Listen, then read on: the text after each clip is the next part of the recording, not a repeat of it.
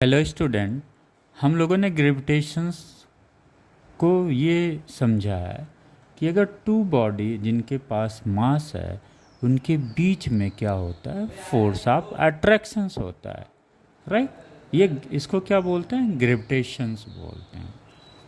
ये क्या है, फोर्स है, किसके बीच लग रहा है, दो मास बॉडी के बीच लग रहा है। वो फोर्स का नेचर कैसा, अट्रैक्टिव है। एक तो ये हो गया, सपोज टू बॉडी है, एक बॉडी है जिसका मास कैपिटल एम है, दूसरा बॉडी है जिसका मास स्मॉल एम है।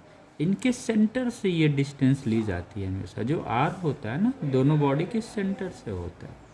तो according to the Newton's law of gravitation से हमें मिलता है ग्रेविटेशंस, या इसी को हम क्या बोलते हैं, ग्रेविटेशनल फोर्स बोलते हैं। ग्रेविटेशंस को दूसरा नाम हम क्या बोलते हैं, ग्रेविटेशनल फोर्स। क्लियर हो गया।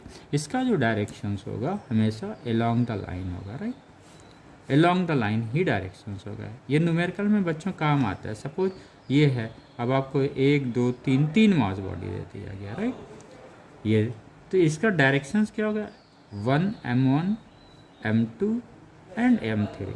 अब क्या होगा, इनके बीच जो फोर्स लगेगा क्या होगा, अलोंग द लाइन होगा। इनके बीच जो फोर्स लगेगा दिस होगा, अलोंग द लाइन होगा। इनके बीच जो फोर्स लगेगा अलोंग द लाइन। ये न्यूमेरिकल में हेल्प करता है, डायरेक्शंस आपका क्लियर होना चाहिए। क्लियर हो गया।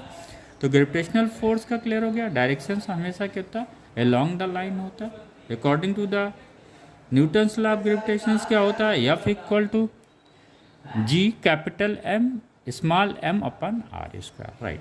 दूसरा वर्ड्स आता है ग्रेविटी। ये भी बहुत इंपॉर्टेंट है। एक जगह ग्रेविटेशंस हमने पढ़ा, ये क्या था, ये ग्रेविटेशंस क्या था, एक ग्रेविटेशनल फोर्स है।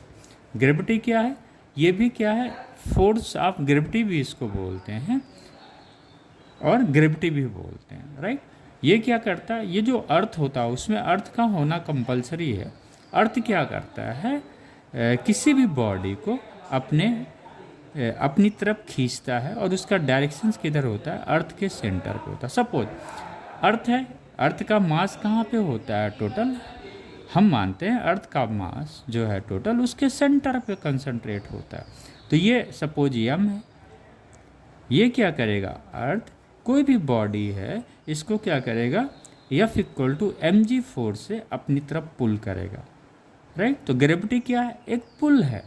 और ये ग्रेविटेशनल फोर्स क्या है, ये म्यूचुअली अट्रैक्शन फोर्सेस है। क्लियर हो गया। तो F equal to M G. Suppose earth पे के सरफेस पे कोई m1 m2 m3 मास है, तो इसका डायरेक्शंस किधर होगा, इधर होगा।